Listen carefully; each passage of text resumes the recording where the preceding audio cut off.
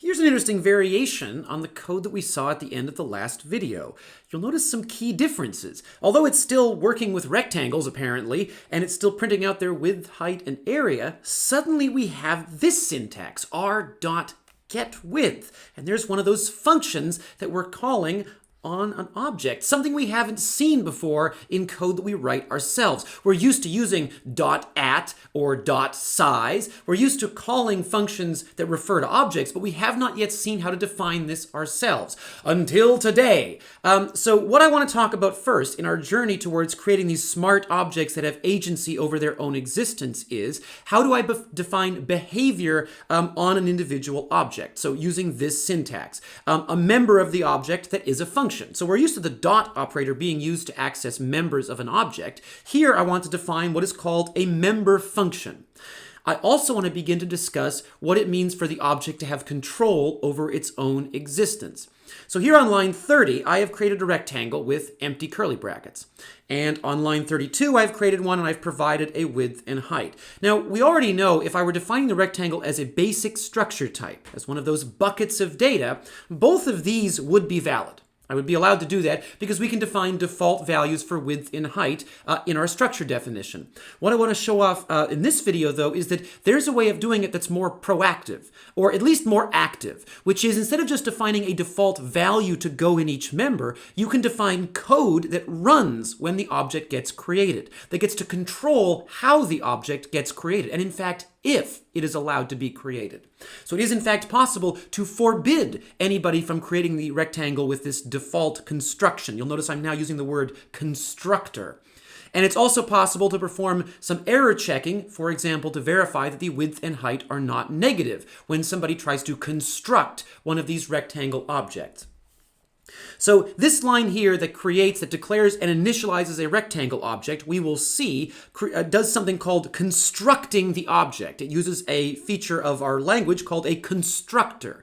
A constructor is a sort of special function that is designed to run to help govern how the object enters the world, how the object is brought into existence, how it gets initialized. It also turns out we can define different constructors to handle the different ways the object can be constructed. So here's the case where it gets constructed with no extra information. We call this the default construction, so we would write a default constructor for it. And here is a version where we're passing in some data. And instead of just assigning this data to the members directly like we've been doing so far, we can write a constructor that actually works with this data, that can, for example, check that it's not negative. And then we're going to define some member functions: get width, get height, and get area. But before we do any of that, I guess we should try compiling this and see how much of a tantrum the compiler throws. It's a pretty big one.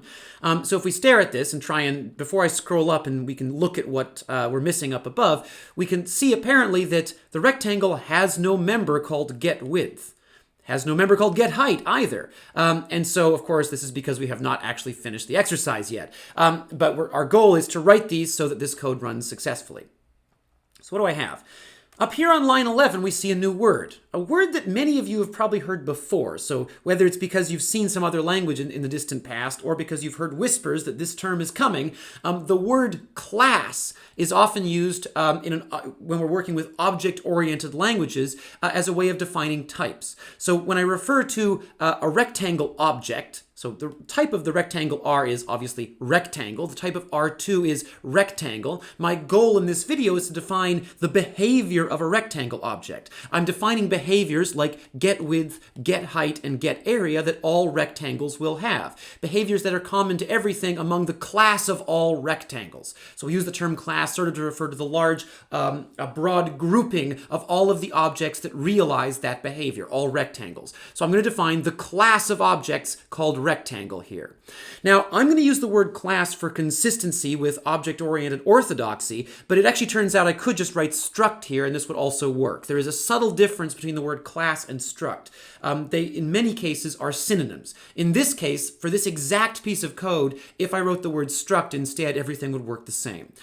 But we have to accept the word class eventually, so we might as well just do that now. And then we've got this word. So line 12, I'm going to explain that in the next video. For now, we're going to have to just believe that it's necessary and it's some sort of magical incantation. We'll see, though, if I delete it, the code will, a bunch of problems will occur. But first, I guess I have to finish all of these tasks. So I've got my members' width and height. Now, a task for the next video is actually implementing that protection that I referred to in the previous video, where I don't want the outside world modifying width and height to be negative. So I want to implement some degree of encapsulation, putting a hard shell around this small appliance. Before I do that, though, I want to work through all of this notation. So what does it mean to define a member function getWidth or a member function getHeight? And I also want to talk about constructors.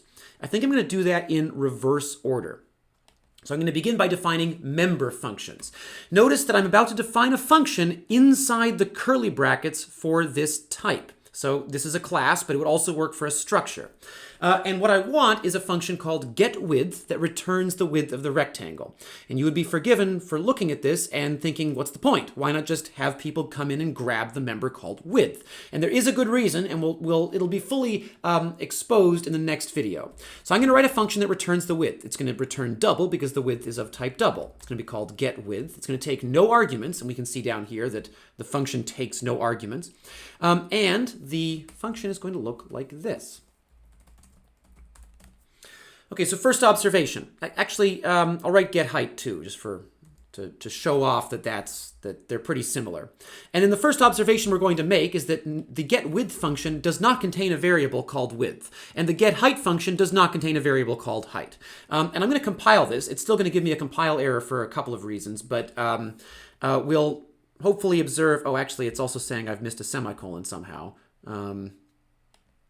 Let's see. R has height. Yeah, there. I deleted a semicolon somehow in my excitement. Try that again. It still complains that there is no member called getArea, but notice how it's no longer complaining about getWidth and getHeight. So I must be on the right track with these two functions. And also it doesn't complain on line 21 that there's no such variable called width. Okay, so the first important lesson of this video is when you define a member function, which is where you write a function inside of the definition of a type, so inside of this class definition or inside of a structure definition, when you define a member function, inside of that function, you are allowed to use all of the other members of the class, whether they be functions or data members. You are allowed to use them as if they were your local variables. So that is to say, in the scope of this function, unless I define my own variable called width, the name width refers to the member width of the current rectangle. Wait, what does it mean to say the current rectangle? Well, suppose that I have two rectangle objects in my program. There they are. And each rectangle object has a bunch of members. It has the members width and height.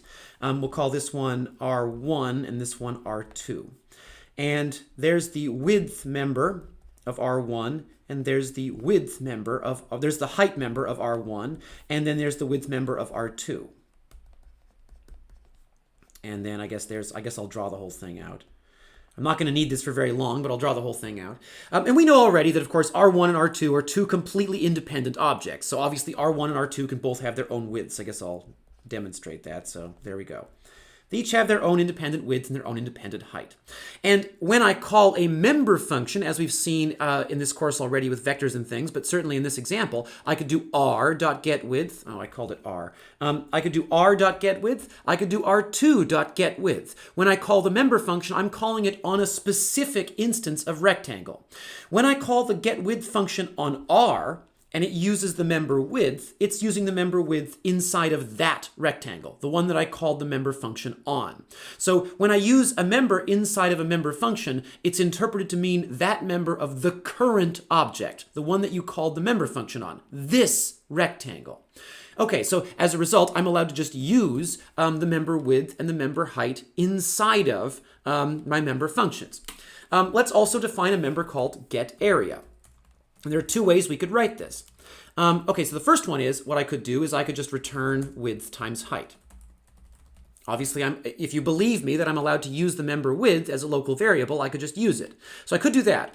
I'm allowed to use any member of the current object as if it were a local thing when I'm inside a member function. That doesn't just include data like width and height. It includes functions. So if I want, I could call getWidth, take the result, and then multiply it by the result of getHeight. This is also valid. I'm allowed to call member functions inside of another member function because they're all part of the same class. So I'm going to actually work with this version. And then we're going to try compiling again. Let's, I guess, run it. And we'll just see what we think. Okay, so the rectangle R, well, I guess it's initialized with default value of width 0, default value of height 0. We haven't talked about constructors yet. When I call getWidth, getHeight, getArea, I get 0, 0, and 0. The second rectangle R2 has width 6, height 10, and I can see getWidth returns 6, getHeight returns 10, and getArea returns 60, so the height times the width. And so all that's left is talk about this stuff, lines 40 and 42. What is a constructor? So the type rectangle is a small appliance. It is allowed to govern every aspect of its own existence. Inside of the class definition, I can add code that is allowed to govern everything about how a rectangle is created, when it is created, who is allowed to create it, and how it works when you're using one, what you are allowed to change, and what happens when the object gets destroyed. Every aspect of the object's lifespan can be influenced by the class itself. The class can fully encapsulate itself. Okay, so the first thing is, what is a constructor? I'm going to begin by writing some stuff. Okay, so here we go. Notice this looks a lot like a function definition. It looks sort of like a member function, but there are a few special characteristics, one of which is the name of the function seems to be the name of the type. The other one, a major one, is that this function does not have a return type. This is what is called a constructor. I'm going to write a second one, just to show off that, first off, that I can write more than one of them. We shouldn't be too surprised that I can write more than one of them because we know already in C++ I can write multiple functions with the same name. All right, and so then I have this. I now have two constructors. One of them takes no arguments. One of them takes 2 arguments. Traditionally, when you have a constructor that takes no arguments, you call this the default constructor. So I'm going to actually print out rectangle default constructor, so we know when we've hit this piece of code. And you can define as many other constructors as you want, subject to the usual rule that 2 constructors are only considered to be distinct if their set of parameters is distinct. So I can't define another constructor that takes a double and a double, but I could define a constructor that took, for example, just 1 value or took 3 values. I'm going to call this second constructor a parameterized constructor because it takes parameters. Okay, so I have now defined 2 constructors for the rectangle type. You notice that before I had any constructors, it was just fine to make rectangles. And by default, if a type has no constructors and you try to create one of them, the compiler creates it by just initializing all the members as usual, so to their default values if you don't provide something, and to the values you provide if you do provide something. Everything changes once you define a constructor. So if the class has any constructors defined, then a constructor must always be called. You are not allowed to create an instance of a rectangle unless you do it in a way that calls a constructor. And I'll demonstrate what that means in a couple of minutes. The key thing to remember from this point forward is if the class has constructors, that means the class has an interest in how the objects get created. If that's the case, then a constructor must always be called when an instance of the class is created. And no instance may ever be created without a constructor being called. So inside of a constructor, even though it has an unusual syntax, once I get inside of a constructor, once I'm on line 18, I am inside of an ordinary member function. We can treat it sort of like a function with a return type of void because it doesn't return a value. But I'm inside an ordinary member function, so I can do whatever I want. I can do anything I could do in some other member function. What I'm going to do here is, this is the default constructor. Its job is to manage how does a rectangle get created if you do not provide any guidance as to its width and height. So for example, if you use empty curly brackets. We know already that using empty curly brackets says to the type, I would like a default version of you, whatever that means. Now I would argue that a default rectangle probably is to say that width and height are both 0. So I can write that. Inside of my constructor, I can write width equals 0 to initialize width or to set width to 0 initially.